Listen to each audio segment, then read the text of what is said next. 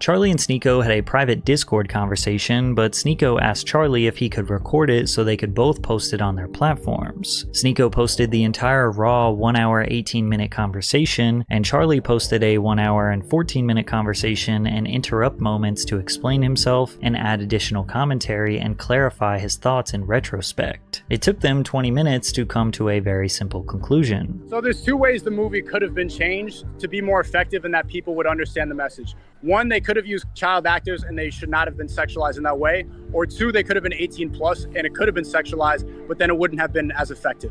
One of the two should have changed. I agree.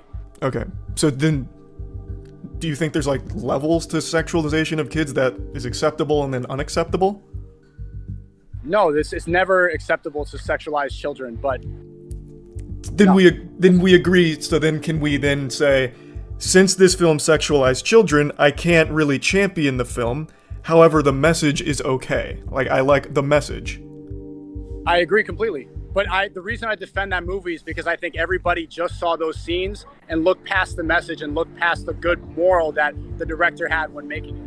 That could very well be the case for some people, right? 100%. But then they chatted for another hour on various topics that they disagreed on. Charlie was trying to do everything in his power to understand yet challenge Sneako's belief system, to ask him questions for deeper explanations, to point out the hypocrisy in his behavior online, and try to find the nuance in many of his arguments. Time and time again, Charlie made good arguments that were very rational. And while Sneako was willing to concede on some points and admit that at times he can be contradictory or hypocritical, overall he remains firm in his beliefs no matter what and will not change them. Because he doesn't think that his beliefs are controversial. He thinks that they're the truth and that the truth is controversial. What I've realized in this is that you should make those intentions more clear. Because I had no idea about how to be. I knew that you play video games, you reacted to what's popular, wrestling stuff, and you try to, like, people, if they're tired after work, they can go watch me game. That's what I know you for. I think that you should make that more clear. I make that specifically clear in all my streams, and you think it's repetitive because I want people to know exactly what I believe in. It's not controversial for clickbait.